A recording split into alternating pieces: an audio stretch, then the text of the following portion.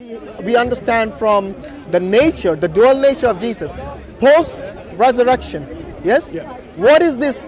Because you agreed that, yes, he still has his human nature with him. Yes. So what do you mean when you say he still has his human nature with him? Before I answer my question, you didn't actually answer my question. You said, or you did, but I don't think it was actually accurate, because there are essential attributes that constitute a nature. Okay? Yeah. And the essential attributes that constitute a human nature is not actually my body, my physical body.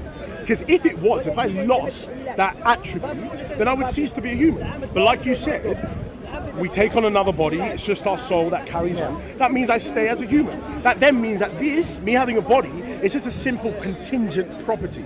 An essential property of being human is rationality, moral awareness, and free will. Yes. If you lose one of these, you cease to be a human. So even if Sorry, say again, your rationality? Rationality, right, moral awareness, and free will. Okay. Okay. So let 1 second. Yeah, go on. Yeah. So let's say, give you an example. Why you say a tiger is not a human or a human person? Okay? Yeah. Is because let's say they lack rationality.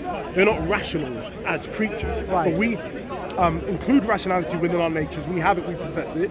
That then allows us to be a human person. And so, when I was saying about the natures, I'm simply saying that Christ, assumed the human nature. That means that he had rationality in the human nature, he had moral awareness within the human nature, and he also had free will. Yes. Now I want to ask you a question. No, wait, but before you go further, I want to ask you this. Carry on, sorry. Rationality. Yes. When do you acquire rationality? At what age? When you acquire. Yeah, at what age?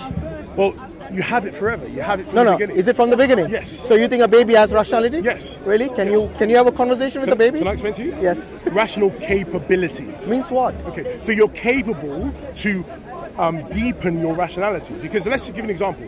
A monkey, it lacks rationality. Really? Well, it lacks rationality. Yes, it does. Okay. Or I'll give you another example. Let's not go into. So if you put fire in front of a monkey, you think the monkey will burn itself? 1 second. It's a natural. Because a baby will do that actually. Okay, 1 second. Can I speak, please? Yeah, go on, please do. So we don't go on to a tangent. No, it's not a tangent. It's still the same thing, bro. It's not a tangent. We have capabilities which are intrinsically within our nature. Why we go to school is to deepen those. We learn, we learn. So we learn, and that deepens and strengthens that capability that we have. But if we didn't have it at all, if a baby didn't have rational capabilities, then why did we put them through school? No. That's why I asked you at what age. Remember? No, 1 second. You don't put your baby straight up into school after it's born, do you? If you wait for it to develop to a certain age, but while it's experienced this rationality, this understanding, and then you put it through school. The reason they do not accept infants in school is for that same reason, because they haven't developed the capability of the rationality you are implying or you're alluding to. Sorry, how do they acquire that capability? Like I said, from experience.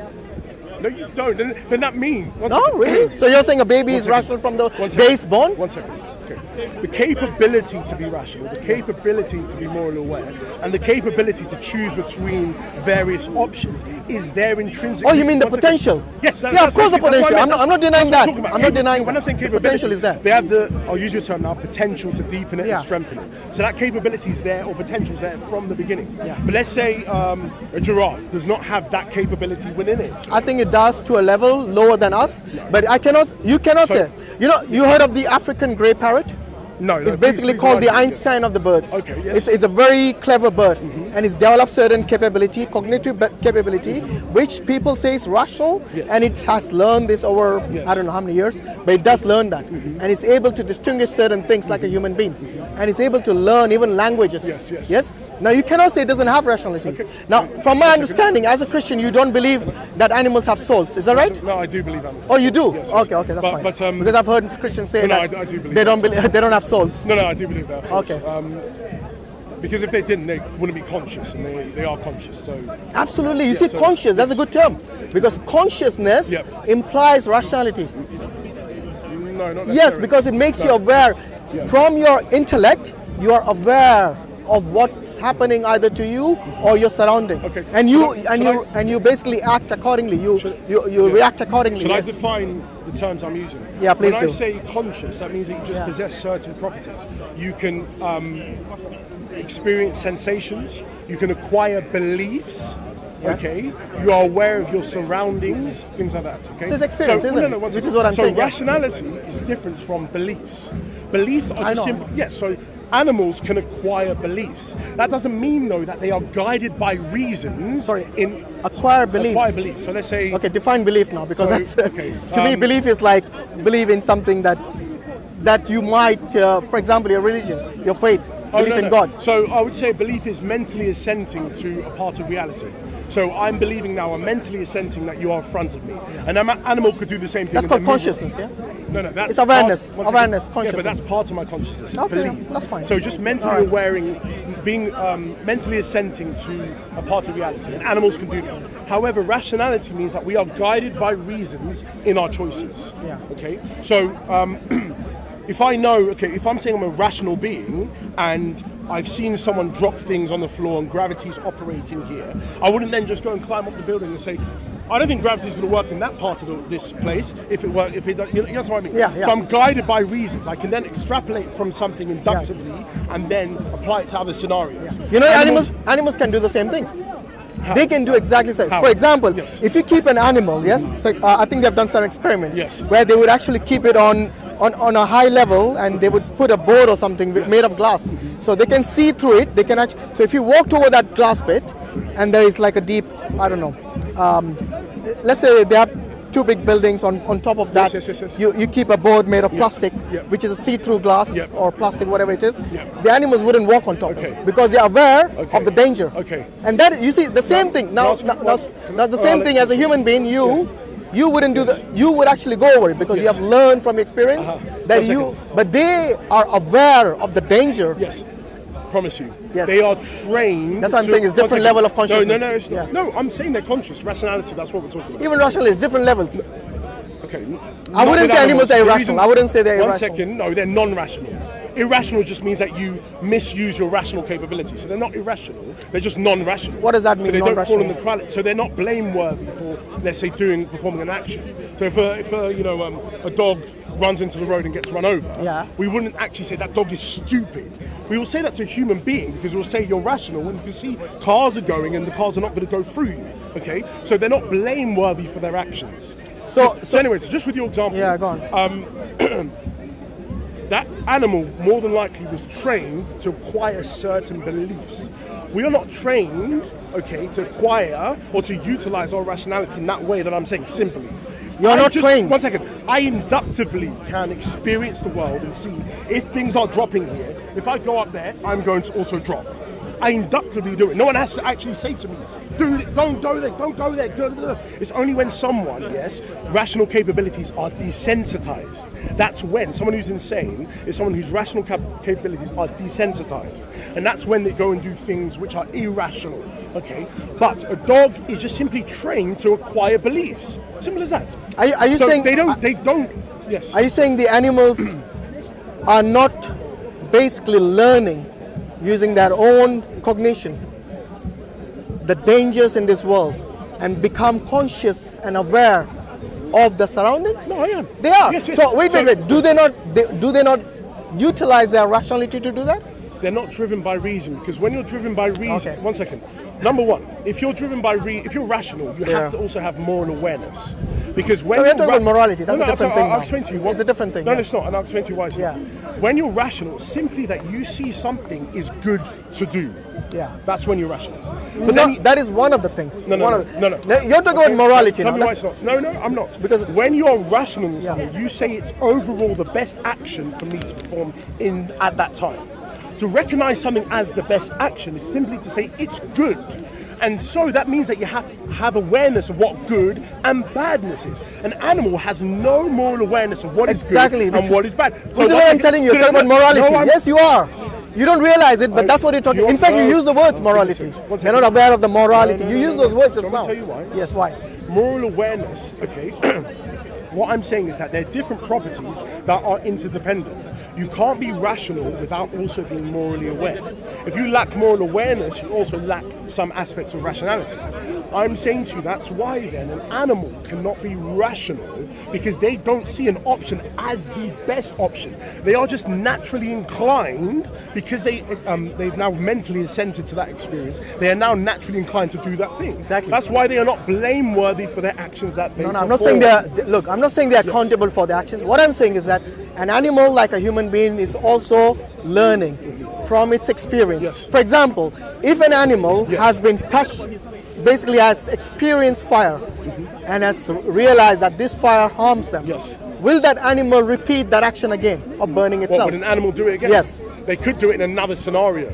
So I'm saying in that specific scenario, they probably wouldn't do it because now they've understood, okay? Yeah. Now they've acquired a belief that if they go down that path, they will get fired. But they don't then extrapolate from that and apply it to another scenario. So you're saying if an animal was if an animal basically experienced fire on the ground, it will basically it next time on the ground it will not basically repeat by burning itself or something. But if the same fire or basically a similar fire happened to be on a tree, then it would actually go through that trial and error again. Do that. But it couldn't itself. One second. Because I think we have gone. We have really now gone past the actual topic we were talking about with regards to Jesus. Yeah, please do. Yeah. I think we should get back on track. Then we can end it, sorry. But I'm saying when we are rational, when we use reason, we extrapolate from scenarios and say inductively, if that applies there, that's going to also apply there.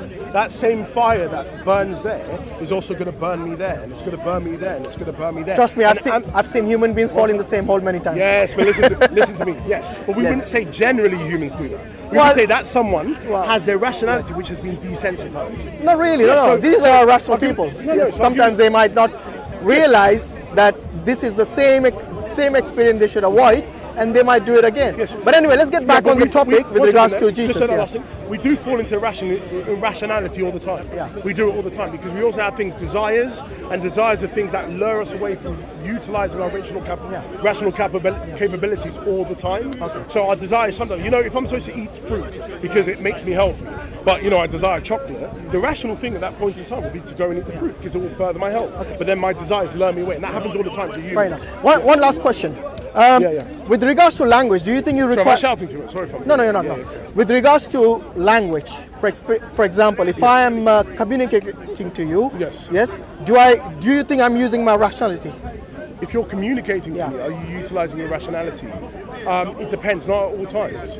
So now if you start talking to me about the planet... So I can be an irrational person talking some gibberish. One second. I'm not talking about that, I'm talking about proper communication. 1 second. Yes. So, proper communication. Yes, which is meaningful, which makes sense to you and makes sense to me, to have a proper dialogue.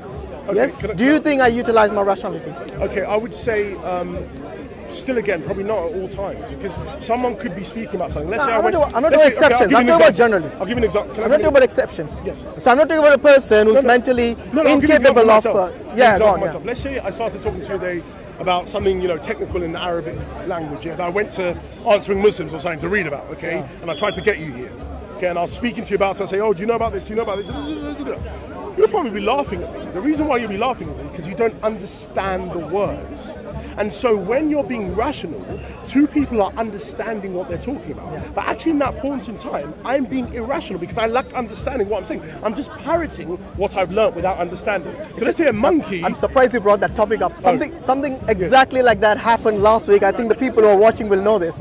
With regards to Lizzie and Daniel, they brought in this Arabic expert who basically didn't know the basics of Arabic, and it happened exactly. So yes, that would be irrational in that sense. Yes. But like I said, I wasn't talking about such an exception. Okay. I'm talking about a natural dialogue. Mm-hmm. Yes. Say for example, even sign language. Yes.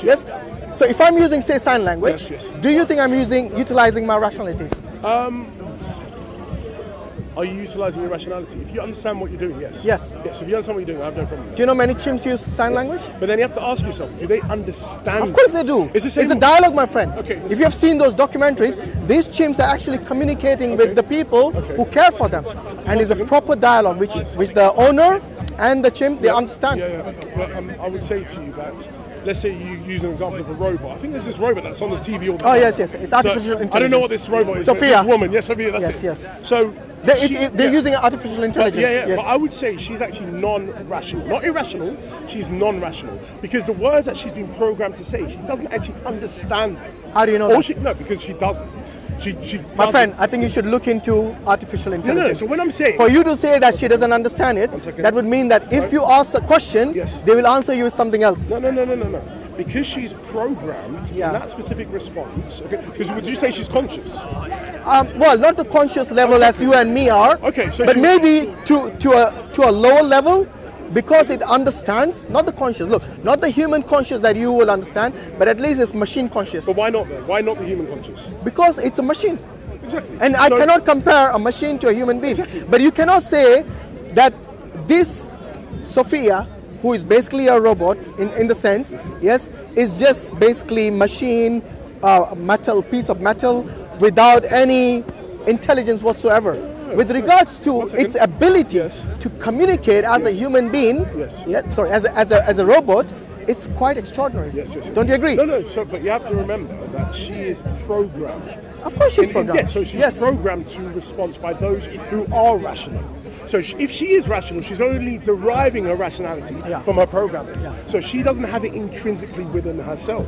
So I use the example. That's why I said it's not the same level as consciousness. So then I would say the same thing with the chimps. Not really. The chimps don't understand the actual words that they're saying. How do you know that? They are simply, one second, by their nature, by their advanced nature that they have, they can acquire sophisticated beliefs that we would. But how is that different to a child learning? A whale can do it. My friend, how is that different to a child learning? Because a child actually understands. You're saying to me once. But how can you say the chimp doesn't understand? Because if it didn't understand, it'll be responding gibberish. So then why, do you know, what will solve a lot of economic problems is that we start getting chimps through school, we get them to universities and we put them on the, the line to start working. Why do we do that? Because it's not the same level of understanding as you and me. Exactly. But I never said it was. No, but you cannot say that it does not utilize rationality to communicate with sign language. You cannot say that. Then you would simply say, why are you then just saying it's not? Sorry? No, I'm saying it's different. Have you seen every chimp? Sorry? Have you seen every chimp? Have I seen a chimp? Have you seen every chimp? Every chimp, no. Obviously not. Have you? So I haven't either. Okay. So I'm saying that's why I'm leaving the door open, that we should actually, what we should do, get all the chimps, because maybe more than likely there are a few chimps that will be able to go and work like we do and do all this stuff and come in and speak at Speaker's Corner. Whole beliefs, all these. I don't want you to mess up the job market because they already messed up. But anyway, we've gone way off. Exactly. So going back to the topic about the hypostatic union. So when you say that Jesus has a human nature and the divine nature, are you implying that human nature here is basically means that he's conscious? Is that what you're saying? No. I'm just saying. What is the human nature you're implying? So human nature means that he possessed or he assumed. Let's say a human body. Yeah. Sorry. Post resurrection. Okay. Can I give you actually? Can I go a step back? No problem. And then yes, please do. Okay. So I would say essential attributes of divinity are omniscience, omnipotence, perfect goodness. Okay. Let's just go with that for now. These three attributes: omniscience, omnipotence, and perfect goodness. And perfect goodness. Goodness. Yeah. Okay. Okay. Let's say those are three essential attributes. If you lack one of them, you're not God. Okay. In a way. Let's just say. Then we can say, what are the essential attributes of being a human? Let's go with rationality, moral awareness, and free will. Okay. Now, would you say to me that God possesses rationality, moral awareness, and free will? Yeah. Okay. So then, he already possessed the necessary attributes for actually being a human intrinsically already. Oh wait. When you say rationality, moral awareness, and what is the third one? Free will. Free will. Yes. So, if you're asking me, is it at the same level as a human being? Oh, no, I'm not saying that. I'm saying, does he possess the actual... You see, no, of course it's not the same level. Yes. Of course it's not the same level. Yeah. You say it exceeds that in infinite amounts. Yes. So and he's not only limited to just those three. No, I wouldn't say. I'm just saying not to spend too much time going through. I believe there's more attributes: omnipresence, being the creator and sustainer of the world, certain things like that. But let's just go with the three general ones. We will say that he possesses these and he's divine. That's the divine nature. He possesses these human things as well: rationality, moral awareness, and free will. Yeah. All that was lacking for him to complete his human nature was the human body. Okay, that's what was lacking to complete that full human nature. Okay, so not really. No. What you're then doing is you're kind of limiting God to those three characteristics only. Oh, why? Because look, to me, one of the most important things which God should possess is immortality. Yes. Do you agree? Yeah. But can I do you agree? I agree with you. Good. But can I tell you one thing? Yeah, go on. Okay. All the attributes derive from omnipotence anyway. So not really. No. Yes, it does. Omnipotence and immortality are two different things. Yes, they are, but they derive from it. So I'll give you an example. Omniscience derives from omnipotence, because being omnipotent just means you perform every action that's logically possible to perform. So you're all powerful. Yes. If so you can perform any action that's logically possible to perform. But logically possible to perform. Yes. What if it's not logically possible? Then are you saying that God cannot perform that? Of course, he can't perform it. So are you saying? Yes. Wait. Are you saying that a human being can give birth to a child. Listen. Are you saying if a human being can give birth to a child without a biological father? Yes. Why is that logically impossible?